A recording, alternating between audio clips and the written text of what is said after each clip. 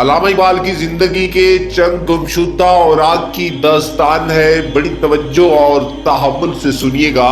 ناظرین، علامہ اقبال ایک بلند پایہ شاعر اور فلسفی تھے۔ نفسیاتی مطالعے سے احساس ہوتا ہے کہ وہ حساس دل، ذہین دماغ اور پرکشش شخصیت رکھنے کے باوجود بہت سی رومانوی تضاد کا شکار رہے، ایسے تضاد جو ان کی خوشیوں کی راہ میں کانٹے ہوتے رہے اور وہ عمر بھر ایک داخلی کرب اور اذیت کو برداشت کرتے رہے۔ علامہ اقبال کی شخصیت کے ڈھکے چھپے نفسیاتی تضاد اس وقت ابھر کر سامنے آئے جب وہ اعلیٰ تعلیم حاصل کرنے کے لیے ایشیا سے یورپ تشریف لے گئے۔ علامہ اقبال جب مشرق کی رومانوی گھٹن کا شکار فضا چھوڑ کر مغرب کی آزاد فضا میں داخل ہوئے تو انہیں یہ جان کر خوشگوار حیرت ہوئی کہ ان کی شخصیت اس قدر مقناطیسیت کی حامل تھی کہ مختلف ثقافتوں کی حسین و جمیل عورتیں ان پر قربان ہونے کے لیے تیار تھیں۔ ان تعلقات میں مغرب کی حسین دوشیزائیں بھی شامل تھیں اور مشرق کی دختران خوشگل بھی، اور ان میں ایک عطیہ فیضی بھی تھی۔ اقبال اور عطیہ فیضی کے رشتے نے قلیل عرصے میں قربتوں کا طویل فاصلہ طے کر لیا اور ان کے راہ و رسم اتنے بڑے ہی کہ شام کو مل کر کھانا کھانے کے لیے چہل قدمی کرنا اور زندگی کے اسرار و رموز کے بارے میں تبادلہ خیال کرنا ان کا معمول بن گیا۔ اقبال عطیہ فیضی کے حسن و جمال کے ہی نہیں، ان کی ذہانت اور قابلیت سے بھی متاثر تھے۔ وہ عطیہ کی رائے کا اتنا احترام کرتے تھے کہ انہوں نے اپنی پی ایچ ڈی کی تھیسس کے بارے میں ان کی قیمتی رائے مانگی تھی۔ جب ہم عطیہ فیضی کی ڈائری پڑھتے ہیں تو اندازہ ہوتا ہے کہ ان کا رشتہ اس موڑ پر پہنچ چکا تھا جہاں دوستی اور محبت آپس میں بغل گیر ہو جاتے ہیں۔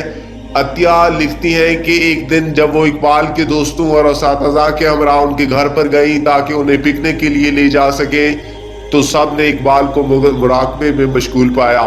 وہ نہ جانے کب سے دنیا سے بے خبر و عالم بے خودی میں کھوئے ہوئے تھے۔ دوستوں نے بہت کوشش کی لیکن وہ اقبال کو ہوش میں نہ لا سکے۔ آخر عطیہ فیضی نے باقی دوستوں کو باہر بھیجا اور اپنی بے تکلفی اور اپنیت کا سہارا لیتے ہوئے اتنا زور سے جھنجھوڑا کہ وہ ہوش میں آ گئے۔ اس ایک واقعے سے اقبال اور عطیہ کی خصوصی دوستی اور چاہت کا اندازہ لگایا جا سکتا ہے۔ عطیہ کی ڈائری سے اندازہ ہوتا ہے کہ جیسے وہ اپنے دوست کے بجائے اپنے محبوب کی کہانی سنا رہی ہو۔ 1908 میں جب اقبال مغربی تعلیم ختم کر کے ہندوستان لوٹے تو انہیں ایک نفسیاتی بحران کا سامنا کرنا پڑا۔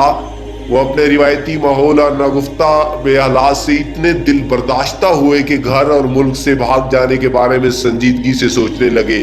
ان دنوں انہوں نے عطیہ فیضی کو ایک خط لکھا جس میں انہوں نے اپنا حال دل رقم کیا۔ اس خط کا ذکر عبد المجید سالک نے اقبال کی سوانحیات ذکر اقبال میں کیا ہے، کیونکہ وہ خط کئی حوالوں سے بعد میں علامہ اقبال کا مشہور ترین اور بدنام ترین خط ثابت ہوا۔ اس خط میں اقبال نے اپنی زندگی سے بیزاری اور غصے کا اظہار کیا ہے۔ اس خط میں انہوں نے اپنی ذہنی اذیت کچھ حد تک ذمہ دارانہ اپنی بیوی کو قرار دیا ہے اور لکھا ہے کہ ان کے والد نے نوجوانی میں ان کی شادی زبردستی کر دی تھی اور وہ بندھن ان کے پاؤں کی زنجیر بن گیا تھا۔ کیونکہ اقبال اپنی بیوی سے ذہنی مطابقت محسوس نہ کرتے تھے، اقبال نے یہ بھی لکھا کہ کبھی کبھار وہ سوچتے ہیں کہ اپنے تمام دکھوں کو شراب میں گھول کر پی جائیں کیونکہ شراب خودکشی کو آسان بنا دیتی ہے۔ اقبال اپنے 9 اپریل 1909 کے خط میں رقم تراز ہے: ایک انسان کی حیثیت سے مجھے مسرت کے اصول کا پورا حق حاصل ہے۔ اگر معاشرہ یا فطرت میرے اس حق سے انکار کریں تو میں دونوں کے خلاف بغاوت کرتا ہوں۔ میرے لیے صرف ایک ہی چارہ ہے کہ میں اس بدبخت ملک کو ہمیشہ کے لیے چھوڑ دوں یا میں غریق میں پناہ ڈھونڈوں، جس سے خودکشی آسان ہو جاتی ہے۔ کتابوں کے یہ مرتاب جان اور بنجر اوراق مسرت نہیں دے سکتے، اور میری روح کے اعماق میں اس قدر آگ بھری ہوئی ہے کہ ان کتابوں کو اور ان کے ساتھی معاشرتی رسوم و رواج کو بھی جلا کر خاکسر بنا سکتا ہوں۔ اس خط سے صاف ظاہر ہوتا ہے کہ اقبال ان دنوں ایک شدید ذہنی بحران سے گزر رہے تھے اور ان کی ذات کی گہرائیوں میں اپنی بیوی، روایتی خاندان اور فرسودہ روایات پر مبنی معاشرے کے خلاف چھپا ہوا غصہ سطح پر آ رہا تھا، جیسے وہ اپنے دوست اور محبوب واقعہ بتا رہے تھے۔ عطیہ فیضی نے اس دکھ بھری خط کا نہایت ہمدردانہ جواب دیا اور مشورہ دیا کہ وہ ایک ماہر نفسیات سے رجوع کرے۔ جب ہم اقبال کی زندگی کے اس دور کا نفسیاتی تجزیہ کرتے ہیں تو ہمیں احساس ہوتا ہے کہ یورپ سے واپسی پر اقبال ایک دورائے تک آ پہنچے تھے۔ وہ اپنی شادی سے ہی نہیں، اپنی ثقافت اور روایت سے بھی بددل ہو گئے تھے۔ وہ ایک شدید نفسیاتی تضاد کا شکار تھے۔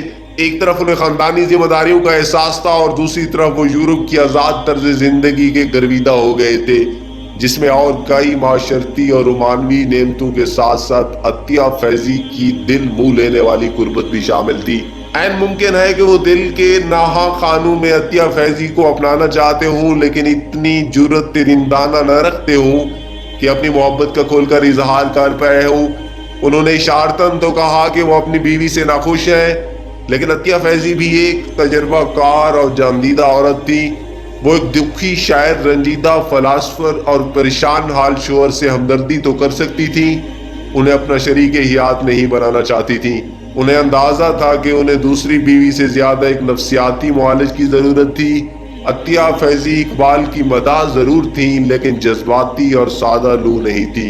اقبال کو جب اندازہ ہو گیا کہ عطیہ فیضی انہیں اپنا شریک حیات نہیں بنانا چاہتی، انہوں نے اس نفسیاتی بحران سے نکلنے کے لیے دوسری شادی کرنے کا فیصلہ کر لیا اور کسی کے مشورے پر سردار بیگم سے نکاح کر لیا۔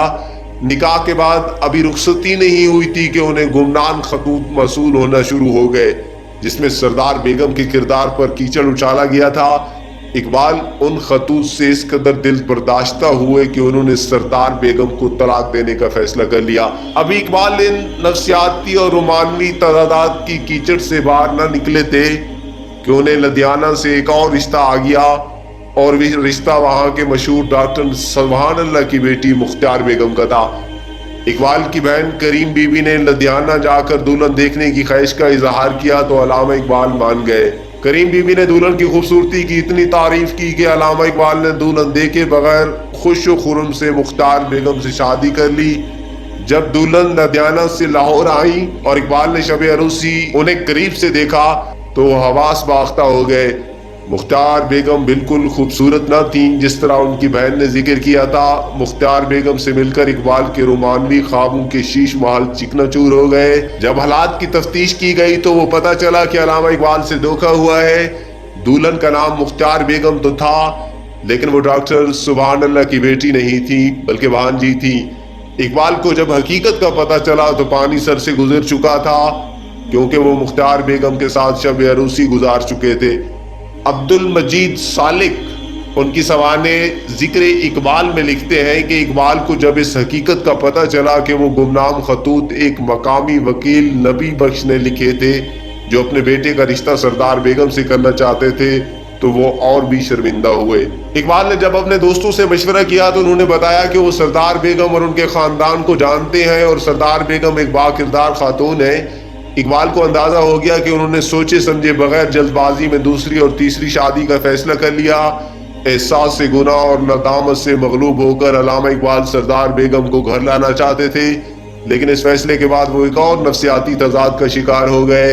اقبال جانتے تھے کہ وہ اپنے دل میں سردار بیگم کو طلاق دے چکے ہیں۔ اقبال کے مذہبی دوستوں نے انہیں بتایا کہ اسلامی شریعت کا ایک اصول حلالہ ہے، جس کے تحت اگر کوئی مسلمان مرد اپنی بیوی کو طلاق دے دے تو اس وقت تک اس سے دوبارہ نکاح نہیں کر سکتا جب تک وہ کسی اور مرد سے نکاح نہ کرے اور پھر دوسرے شوہر سے طلاق نہ لے۔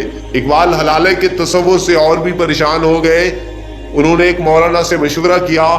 اس مولانا نے فتویٰ دیا کہ اقبال پر حلالے کا شرعی قانون اس لیے لاگو نہیں ہوتا کیونکہ انہوں نے سردار بیگم کے ساتھ شب عروسی نہیں گزاری تھی۔ مولانا کے فتوے کے بعد بھی اقبال کا ضمیر نہ مانا اور وہ اس قدر احساس گناہ کا شکار ہوئے کہ ضمیر کی عدالت میں سرخرو ہونے کے لیے انہوں نے سردار بیگم کو گھر لانے سے پہلے ان سے ایک دفعہ پھر نکاح کر لیا۔ اسی طرح سردار بیگم سے دوبارہ نکاح ہوا اور اس طرح وہ ان کی دوسری اور چوتھی بیوی بنی۔ اس طرح 2 سالوں کے وقفوں کے دوران اقبال کی زندگی میں 3 شادیاں اور 2 بیویوں کا اضافہ ہوا۔ دلچسپی کی بات یہ ہے کہ جب اقبال نے اپنی دوسری اور تیسری بیوی کو اپنے گھر میں یکجا کیا تو ان کی پہلی بیگم کریم بی بی نے بھی سیالکوٹ سے اپنے بچوں آفتاب اقبال اور معراج اقبال کے ہمراہ لاہور آنے کا فیصلہ کر لیا۔ चुनाचे एक वो दौर था जब इकबाल लाहौर में अपनी 3 बीवियों और 2 बच्चों के साथ जिंदगी गुजार रहे थे। शहर मशरिक की जिंदगी का ये वो दौर था जब वो एक महबूबा, 3 बीवियां और 4 शादियों से निभाह करने की कोशिश कर रहे थे। चूंकि ये तर्ज जिंदगी नफ्सियात के हवाले से निहायत तकलीफ दे और गैर हकीकत पसंदाना थी, इसलिए वो ज्यादा देर कायम न रह सका। आखिर एक दिन करीम बीबी के वालिदा ने सियालकोट से तशरीफ लाई। उन्होंने अल्लामा इकबाल को निहायत गैर जिम्मेदार दामाद करार दिया और वो इस कदर बरहम हुई कि गुस्से में अपनी बेटी और उसके बच्चों को लेकर वापस चली गई। इकबाल की सवाने उम्रियों के मुताला और तजिया से यूं लगता है कि जैसे अपनी तीनों बीवी में से वो अपनी बीवी सरदार बेगम पर सबसे ज्यादा मेहरबान थे। वो तीनों बीवियों में से खूबसूरत भी सबसे ज्यादा थी। इस रिश्ते से उनके 2 बच्चे जवेद इकबाल और मुनीरा इकबाल पैदा हुए, लेकिन आस्ता आस्ता इस मोहब्बत की आग भी सर्द पड़ने लगी। वो खानदानी जिम्मेदारियों से पूरी तरह ओहदा बरा न हो सके। सरदार बेगम को अंदाजा हो गया कि अल्लामा इकबाल एक कामयाब शायर और फलसफी तो थे, लेकिन एक नाकाम और गैर जिम्मेदार शोहर थे।